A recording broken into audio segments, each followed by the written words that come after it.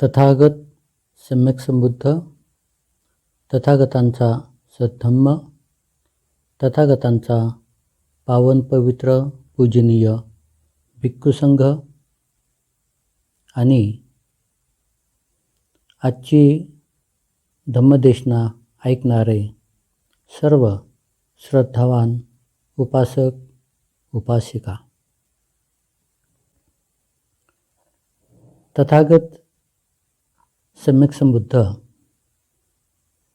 आपल्या धम्मामध्ये मनुष्य आणि देवतांचं कल्याण होण्यासाठी सद्धम्माची शिकवण देतात.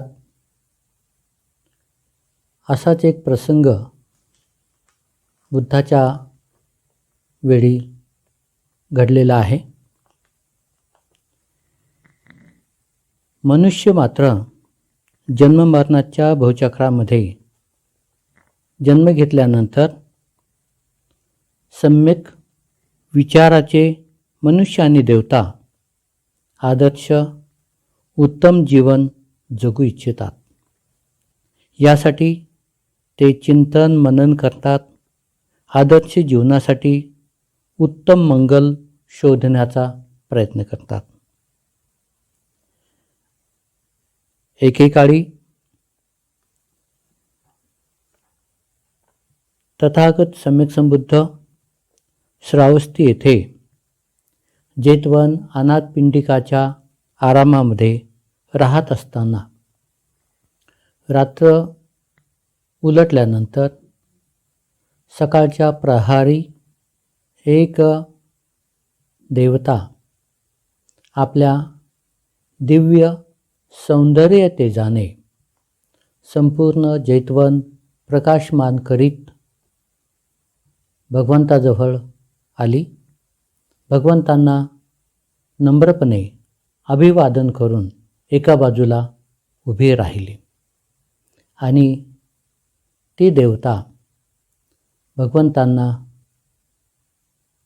विचारते, हे भगवान, 12 वर्षापासून मनुष्य आणि देवता यांच्यामध्ये चर्चा चालू आहे.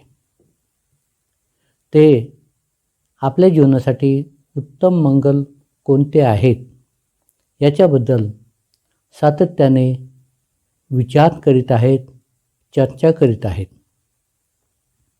तर भगवान, तुम्ही आम्हाला सांगा, जीवनाचे उत्तम मंगल कोणते आहेत. देवताने विनंती केल्यानंतर तथागत सम्यक संबुद्ध सांगतात, आपल्या उपदेशामध्ये महामंगल सूत्रामध्ये भगवान त्यांना जीवनाचे सर्वोत्तम महामंगल 38 त्यांना सांगतात. जीवनाचे महामंगल 38 हे खालीलप्रमाणे भगवान बुद्ध धम्मदेशनाच्या माध्यमाने सांगतात. त्यामध्ये भगवंत सांगतात, मूर्खाची संगत करू नये. सज्जनाच्या सहवासामध्ये राहावं. जे पूजनीय आहेत त्यांची पूजा करावी, सन्मान करावा. हे उत्तम मंगल आहेत. मूर्ख स्वतःच्या मूर्खपणामुळे स्वतःचे नुकसान तर करतोच, पण इतरांच्या नुकसानीसाठी सुद्धा तो कारण बनतो, त्यांचं सुद्धा नुकसान करतो. पंडितांचा सहवास करावा, कारण पंडित स्वतःचं कल्याण करतो आणि इतरांचंही कल्याण करण्यासाठी सहाय्यक बनतो. जे पूजनीय आहेत त्यांची पूजा सन्मान करावा, कारण ते पूजनीय आदरणीय असतात. ते आपल्याला योग्य मार्गदर्शन करून अधोगती दुर्गती विनाशापासून आपल्याला वाचवतात. अनुकूल प्रदेशात निवास करणे. भूतकाळात पूर्वीचे पुण्यकर्म संचित केलेले असणे, स्वतःला सन्मार्गास लावणे हे उत्तम मंगल आहे. हे उत्तम मंगल कशा प्रकारे आहे? तथागत सांगतात, अनुकूल प्रदेशात निवास केल्यास, चांगल्या वातावरणात राहिल्यास, धम्माचे संस्कार जोपासण्यास प्रदेश वातावरण सहाय्यक बनते, मदत करते. भूतकाळात पूर्वीचे पुण्यकर्म संचित केलेले असणे, कारण वर्तमान काळात आपण जे धम्म आचरण करतो त्या आचरणाला ते सहाय्यक बनतात आणि जीवन सुखकारक आणि यशस्वी होते.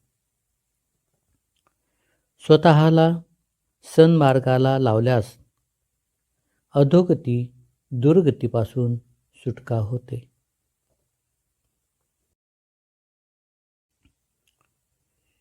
विद्या संपादन करणे. विविध कलागुण संपन्न होणे, विनयशील असणे, जीवनात सुभाषित वाणी प्रयोग करणे हे उत्तम मंगल आहे. मनुष्य विद्या विभूषित असेल, ज्ञानी असेल, तर तो नोकरी व्यवसाय करून सम्यक आजीविकेने तो आपले जीवन उत्तम प्रकारे जगू शकतो. त्याला इतरांसमोर लाचार होऊन मदतीसाठी हात पसरावे लागणार नाहीत. तो स्वाभिमानाचं जीवन जगू शकतो. विविध कलागुण संपन्न असेल तर जीवनाच्या कोणत्याही क्षेत्रामध्ये त्याला अडचण अपयश येणार नाही. यशस्वी जीवन तो जगू शकतो. विनयशील असणे, नम्र असणे,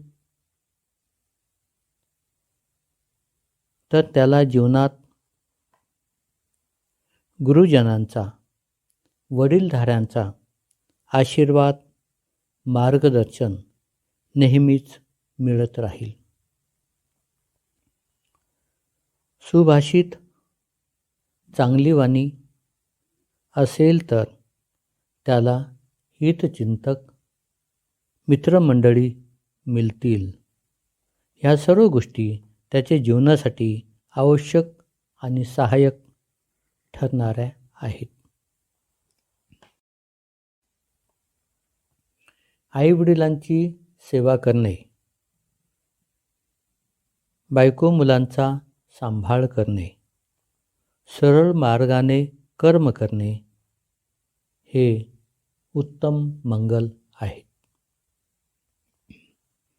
जगामध्ये कतन्यो कतवेदी म्हणजे उपकाराची जाणीव ठेवून उपकाराची परतफेड करण्यासाठी प्रयत्नशील असणे, परतफेड करणे, दुसऱ्यावर परोपकार करणे, उपकार करणे, या धम्म आचरणामुळेच या मानवामध्ये मैत्री, सहानुभूती, आदर, सन्मान, उदारता, त्याग, परोपकाराची भावना, नीतिमत्ता निर्माण होते. आणि यामुळेच समाज हा सुदृढ राहू शकतो. म्हणून या सर्व गुणाचं स्मरण ठेवून आईवडिलांची सेवा करणे, त्यांना मदत करणे हे बुद्ध अतिशय उत्तम प्रकारचं महामंगल सांगतात. आईवडिलांच्या संदर्भात सांगताना बुद्ध म्हणतात, आपल्यासाठी आईवडील हे देवता, ब्रह्म आहेत, ब्रह्मा समान आहेत. त्यांचे आपल्यावर अनंत उपकार आहेत. आपल्या शरीराचे जे 32 भाग आहेत, हे सर्व 32 भाग आपल्या आईवडिलाकडून आपल्याला प्राप्त झालेले आहेत.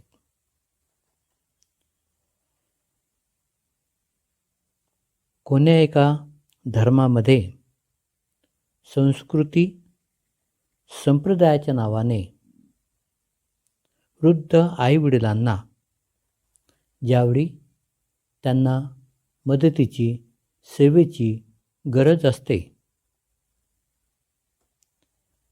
त्यावेळेला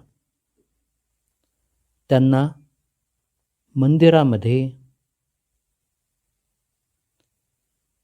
किंवा वृद्धाश्रमामध्ये पाठविल्या जातं. त्यांना मदत करणे तर दूरचीच गोष्ट, पण त्यांना कुटुंबापासून अलग केलं जातं, विभक्त केलं जातं.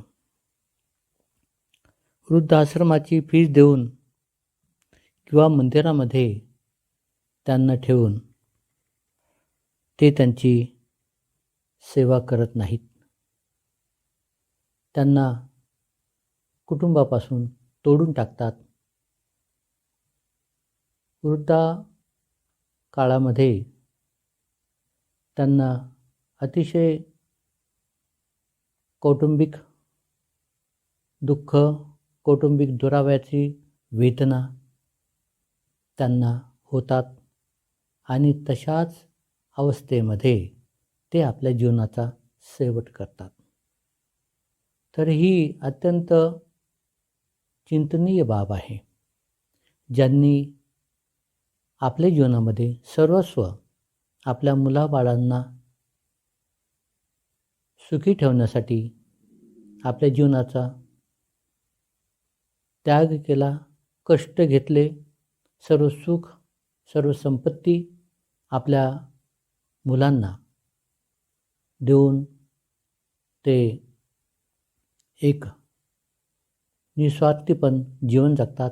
पण त्यांनाही शेवटच्या क्षणामध्ये जर त्या मुलाबाळांकडून सुख मिळत नसेल, तर ते मुलंबाळं त्यांच्या सुखदुःखामध्ये कशा प्रकारे उपयोगी होऊन त्यांच्या उपकाराची परतफेड करत आहेत. म्हणून आईवडिलांची सेवा केली पाहिजे, त्यांची काळजी घेतली पाहिजे. आदर्श पती, आदर्श वडील बनून पत्नीचा, मुलाबाळाचा सांभाळ केला पाहिजे. सरळ मार्गाने, सम्यक आजीविकेने कर्म करून आपला घरसंसार चालविला पाहिजे. ही जबाबदारी कुटुंब प्रमुखाची असते.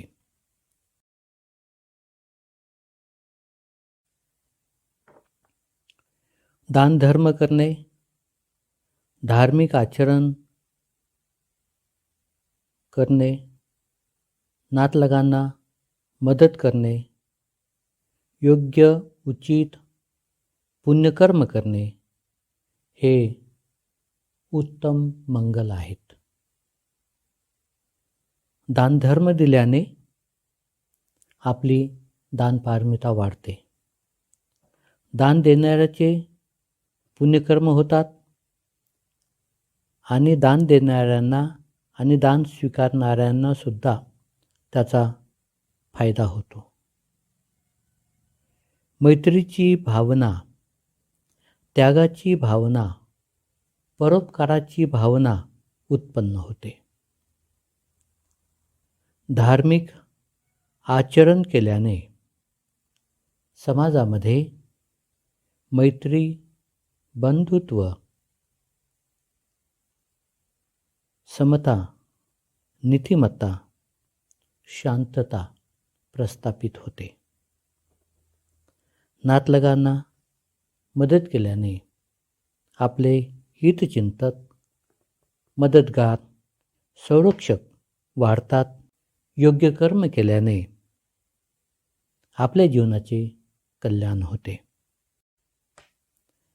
पापकर्मात रममान न होणे, मद्यपानाच्या बाबतीत संयमित राहणे, धार्मिक कार्यात दक्षता बाळगणे, उत्साही दक्ष राहणे हे उत्तम मंगल आहेत. पापकर्म केल्याने त्याचे फळ दुःख, शोक, संताप, पश्चाताप, भय, भीती, चिंता, अधोगती, दुर्गती आणि शेवटी विनाश होतो. म्हणून पापकर्मात रममान होऊ नये. मद्यपानाच्या बाबतीत संयम ठेवावा, कारण मद्यपान, नशिल्या पदार्थाचे सेवन केल्यामुळे संपत्ती, आरोग्य, धनाचा नाश होतो. रोग, संकट, धोके, बदनामी आणि असुरक्षितता उत्पन्न होते आणि हे सर्व दुःखच उत्पन्न करतात, जीवनाचा नाश करतात. धार्मिक बाबतीत नेहमी दक्ष असले पाहिजे, जेणेकरून वाईट सवयी, वाईट व्यसनं, वाईट संगत, आळस, निरुद्योगीपणा न वाढता माणूस नेहमी उद्योगी, कर्तव्यदक्ष, पुण्यकर्म करणारा असतो. अशा प्रकारे आपण 38 मंगलपैकी काही मंगल ऐकलेले आहेत. पुढील जे मंगल आहेत, महामंगल आहेत किंवा ज्याला आपण उत्तम मंगल म्हणतो, हे आपण पुढील प्रवचनामध्ये ऐकणार आहोत. तोपर्यंत सर्वांचं धन्यवाद. सर्वांच्या प्रती मंगलकामना. भवतु सब मंगलं, रक्षन्तु सब देवता, सब बुद्धानुभावेन सदा सोति भवन्तु ते. भवतु सब मंगलं, रक्षन्तु सब देवता, सब धम्मानुभावेन सदा सोति भवन्तु ते. भवतु सब मंगलं, रक्षन्तु सब देवता, सब संघानुभावेन सदा सोति भवन्तु ते.